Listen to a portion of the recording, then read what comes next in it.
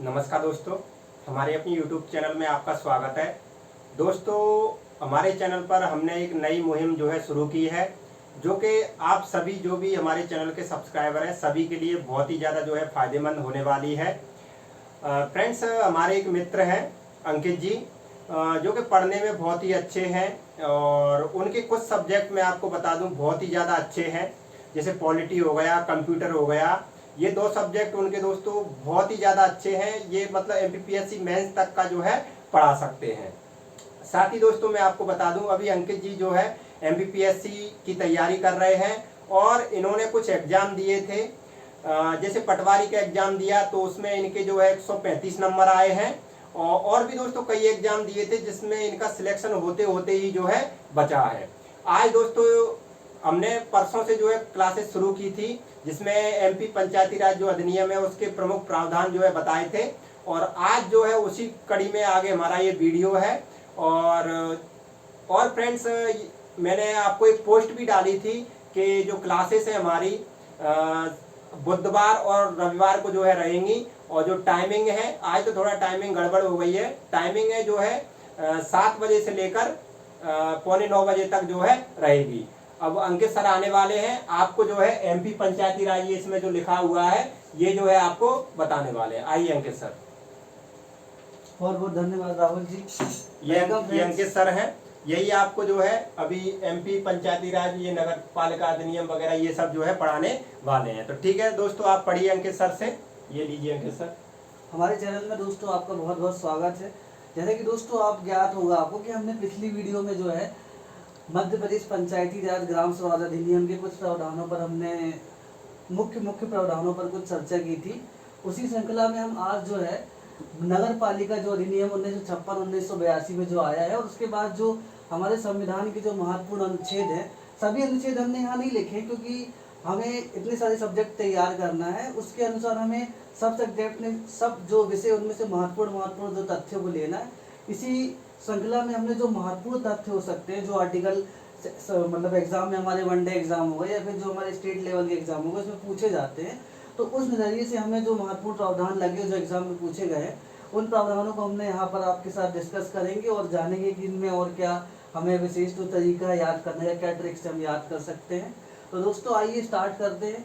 तो दोस्तों सबसे पहले हमने जो लास्ट डिस्कस किए थे मध्य प्रदेश पंचायती राज ग्राम स्वराज अधिनियम 1993 डिस्कस किए थे। उसके बाद दोस्तों मध्य प्रदेश में हमने पंचायत तक तो डिस्कस कर लिया था, लेकिन उसके आगे जो होता है हमारा मध्य प्रदेश नगर पालिका अधिनियम दोस्तों 1956 पारित होता है। क्योंकि हमने ग्राम पंचायतों को तो हमने पहले से अध्ययन कर लिया था, लेकिन उसके पश्चात मध्य प्रदेश नगर पालिका अधिनियम 1956 पारित होता है। कुछ समय तक इससे हमारी मध्य प्रदेश में जो नगर पालिका की व्यवस्था चलती है। उसके पश्चात 1982 में से इसी अधिनियम में संशोधन करके ये अधिनियम पारित कर दिया जाता है। और दोस्तों वर्तमान में भी जो हमारी नगर पालिका जो गठित है वो इसी अधिनियम के प्रावधानों के अधीन गठित है। तो दोस्तों इस अधिनियम के प्रावधानों में हमें महत्वपूर्ण जो बेसिक फैक्ट है 2-3 वो हमें याद होना चाहिए।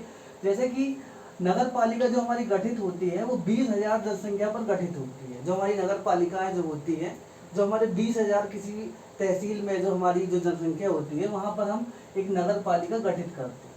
दोस्तों वर्तमान में प्रश्न आता है कि वर्तमान में मध्य प्रदेश में कितनी नगर पालिका है।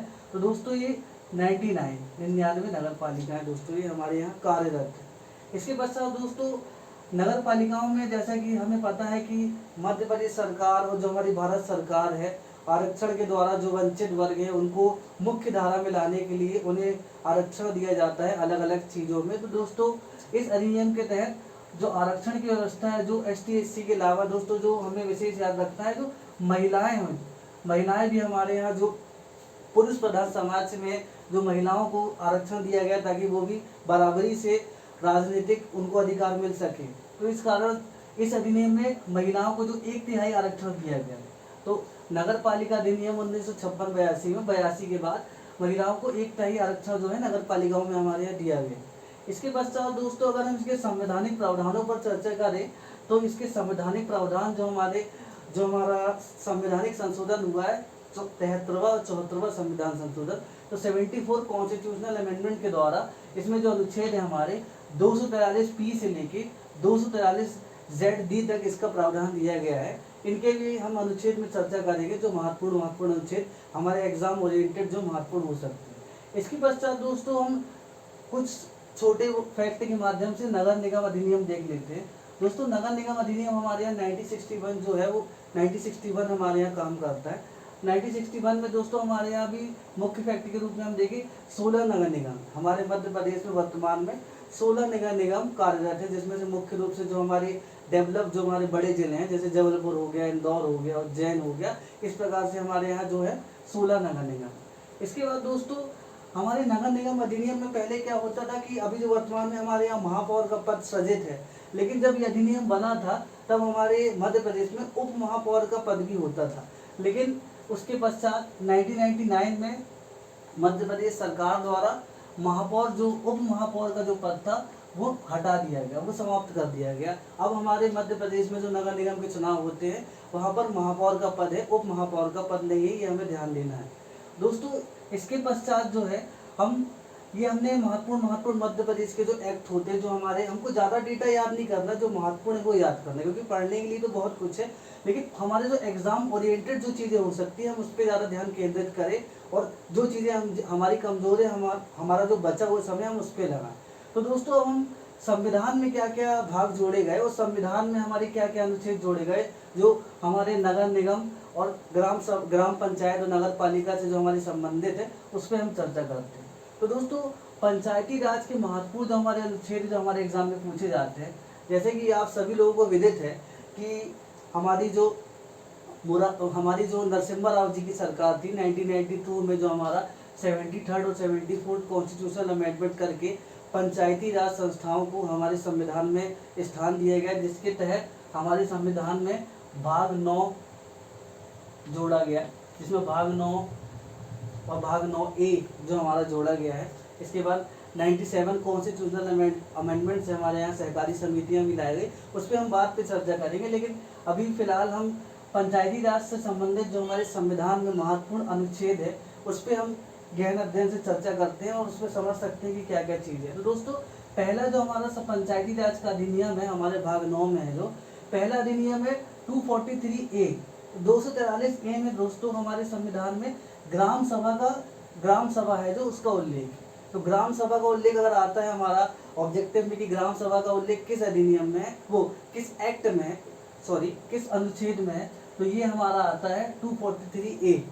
243A में हमारे ग्राम सभा का जो उल्लेख। इसके पश्चात दोस्तों 243C में दोस्तों पंचायतों का गठन है, जो हमारे पंचायतों का गठन किस प्रकार से होगा, कैसे कैसे पंचायतें बनेंगी, उसमें किस प्रकार से मतदान होगा, पंचायतें कितने क्षेत्र में कितने लोगों से मिलकर बनेगी, तो इसमें पंचायतों का गठन है। इसके बाद दोस्तों ये इम्पोर्टेंट आर्टिकल है बहुत, इसमें 243D, इसमें सीटों का आरक्षण है। दोस्तों ये सवाल बहुत पूछा जाता है कि पंचायती राज में पंचायत में संविधान के किस अनुच्छेद में पंचायतों में आरक्षण की व्यवस्था है। तो दोस्तों 243D 243 जो हमारा D है उसमें सीटों के आरक्षण की व्यवस्था है। दोस्तों इसके बाद जो हमारा आता है 243E। दोस्तों 243E में हमारे यहाँ पंचायतों के कार्यकाल की व्यवस्था है कि हमारा पंचायतों का कार्यकाल कितना होगा, 5 वर्ष का होगा। पंचायतों का कार्यकाल पूरा होने के 6 महीने के पहले 6 महीने पे चुनाव हमारे यहाँ करवा लिए जाएंगे, तो ये हमारा इसमें प्रावधान होता है, ये हमारा कार्यकाल है। इसके बाद दोस्तों 243G है। दोस्तों 243G में जो पंचायतों की जो है पावर्स है, शक्तियाँ हैं, कि पंचायतों को क्या क्या शक्तियाँ होंगी, वो किस किस प्रकार के कार्य कर सकती है, क्या क्या उसके क्षेत्राधिकार में आता है, क्या क्या उसके जुरिस्डिक्शन में आता है, तो ये सब इसमें हमारा 243 जो हमारा G है इसमें हमारी शक्तियाँ दी गई है। इसके बाद दोस्तों 243I, दोस्तों ये भी बहुत इंपॉर्टेंट आर्टिकल है। दोस्तों 243I में हमारे यहाँ वित्त आयोग की चर्चा है। दोस्तों अगर वित्त आयोग क्या होता है अगर हम सरल शब्दों में समझे तो दोस्तों हमारे जो स्थानीय सुशासन होते हैं, जो हमारे यहाँ नगर पालिकाएं होती, नगर पंचायतें होती, दोस्तों इनको जो है अनुदान होता है ताकि चल सके, विकास कार्य कर सके, तो इनको टैक्स लगाने की छूट दी जाती है।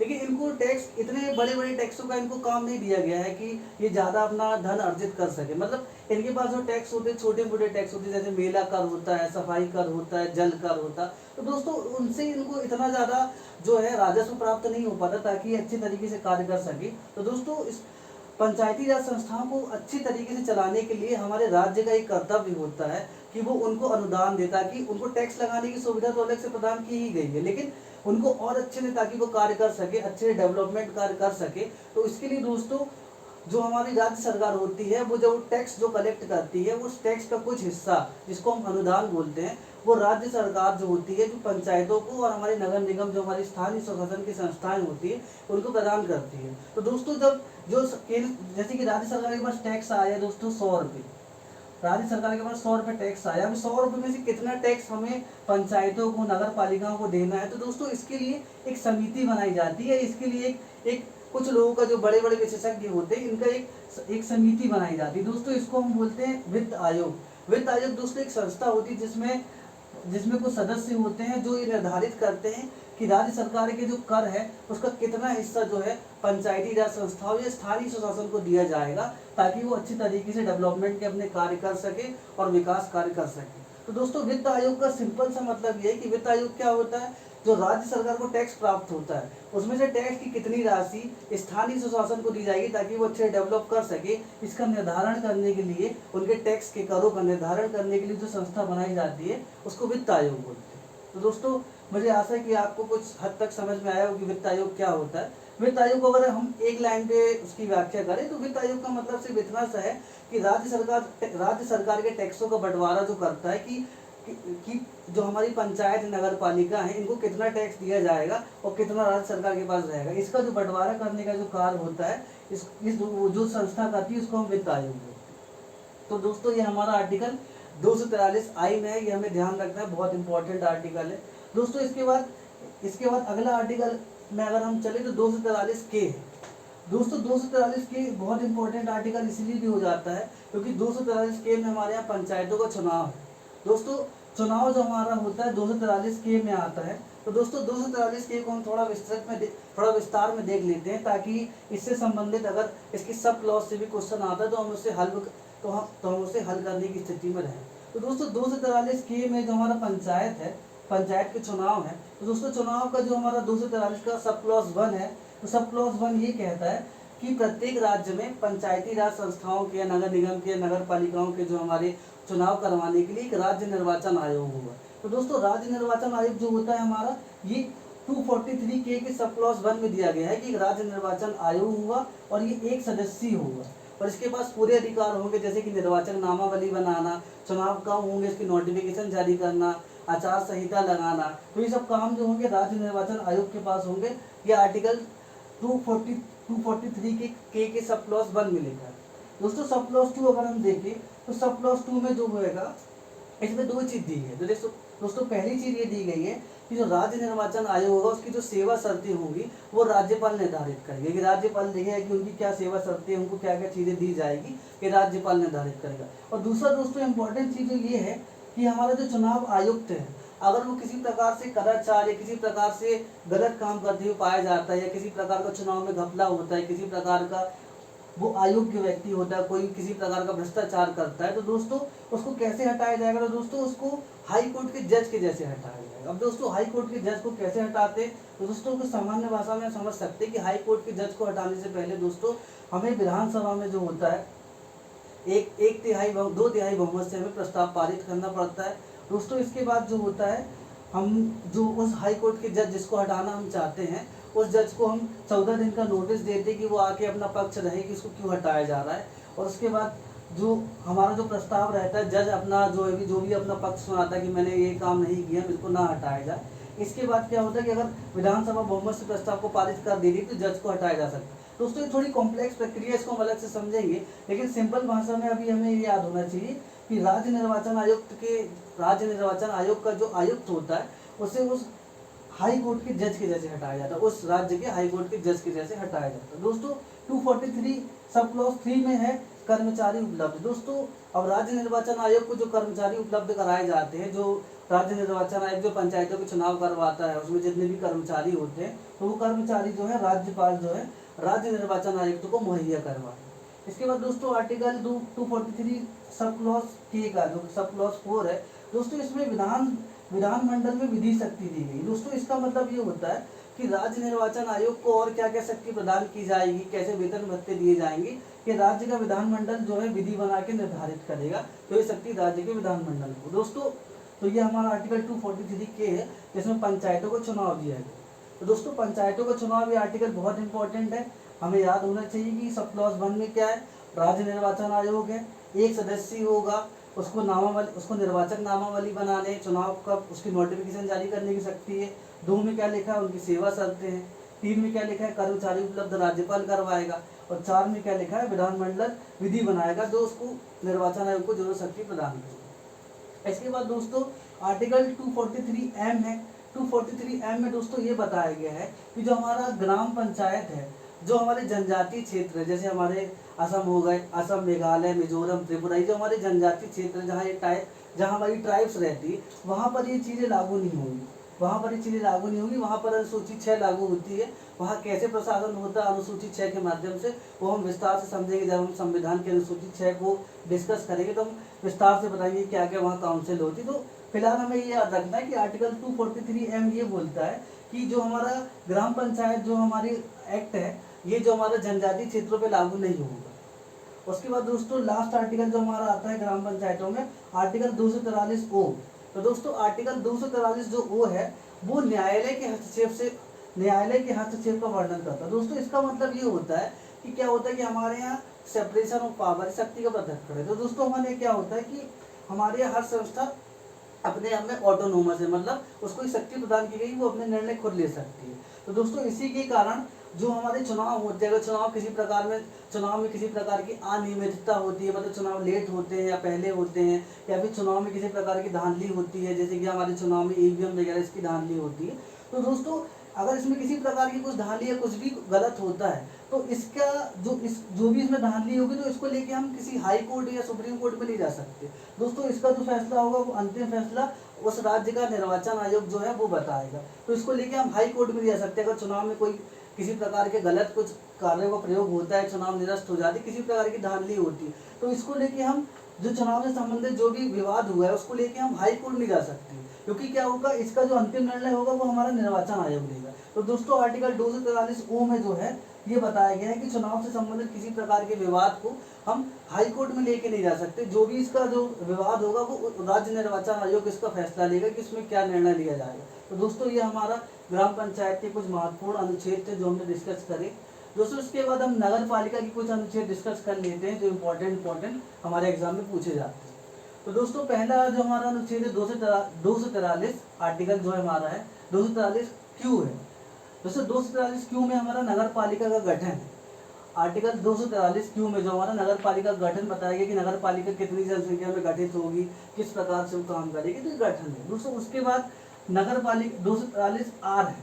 243R में दोस्तों हमारे यहाँ संरचना है कि नगर पालिका कितने लोगों से मिलकर बनेगी, क्या क्या उसमें क्या सचिव होगा, किस प्रकार से उसके सदस्य होंगे, कैसे कैसे उसकी संरचना होगी। तो ये हमारी 243R में हमारी संरचना है। इसके बाद दोस्तों 243T है। दोस्तों 243T हमारा बहुत इंपॉर्टेंट हो जाता है क्योंकि इसमें दोस्तों आरक्षण दिया गया है कि किस किस प्रकार से इसमें आरक्षण होगा। तो ये हमारा नगर पालिकाओं में जो आरक्षण है आर्टिकल 243T में दिया गया है, जो हमारा नगर पालिकाओं में आरक्षण है। दोस्तों ये इंपॉर्टेंट आर्टिकल है। इसके बाद दोस्तों 243U है। 243U में हमारा इसमें कार्यकाल दिया गया। दोस्तों जो हमारा कार्यकाल होता है कि कितना होता है इनका कार्यकाल, ये इसमें डिस्कस किया गया 243U। इसके बाद दोस्तों 243W है। 243W में दोस्तों शक्तियाँ दी गई, पावर्स, जो हमारी नगर पालिका की पावर्स, इसको क्या क्या पावर है, वो क्या क्या काम कर सकता है, क्या क्या उसके अंडर में आता है, उसका क्षेत्राधिकार कहाँ तक होता है। तो दोस्तों ये हमारी शक्तियाँ दी गई 243W में। इसके बाद दोस्तों 243Y है। दोस्तों 243Y में वही वित्त आयोग जो हमने पहले डिस्कस करी कि जो टैक्स का जो बंटवारा है किस किस प्रकार से किस अनुपात में राज्य सरकार पंचायती राज संस्थाओं को और स्थानीय शासन को देगी, उसका जो निर्णय लेगा, उसका जो होगा ये वित्त आयोग लेगा, जो हमने पहले डिस्कस कर चुके। इसके बाद दोस्तों 243ZA है, इसमें चुनाव का डिस्कस किया गया। तो दोस्तों यही है पूरा, इसी प्रकार से यही राज्य निर्वाचन आयोग इनके भी चुनाव करवाता है। तो दोस्तों 243 हमारा ZA है। इसके बाद दोस्तों 243ZC है। ZC में दोस्तों हमारा क्या है, वही चीज़ है जो हमारे 243ZM है। रेड सी में दोस्तों जो हमारे जनजातीय क्षेत्र है वहाँ पर नगर पालिका अधिनियम लागू नहीं होगा, उनका अलग प्रकार से शासन होता है, वो हम डिस्कस करेंगे। तो ये हमारा 243 जेड सी है। इसके बाद दोस्तों 243 जेड हमारा जी है। इसमें क्या है, इसमें वही चीज़ है तो 243 ओ में है कि हमारा जो न्यायालय में हस्तक्षेप है, मतलब नगर पालिका से संबंधित अगर चुनाव में कुछ भी किसी प्रकार का विवाद होता है तो हम हम किसी प्रकार के हाई कोर्ट नहीं जा सकते, हम कहाँ जाएंगे, राज्य निर्वाचन आयोग में जाएंगे, मतलब इलेक्शन कमीशन के पास जाएंगे, ना कि हम हाई कोर्ट जाएंगे। तो दोस्तों ये मुख्य रूप से हमारे महत्वपूर्ण आर्टिकल है, और जो मुख्य रूप से जो हमारे एक्ट जो एग्जाम में पूछे जा सकते हैं वो हमने डिस्कस करे।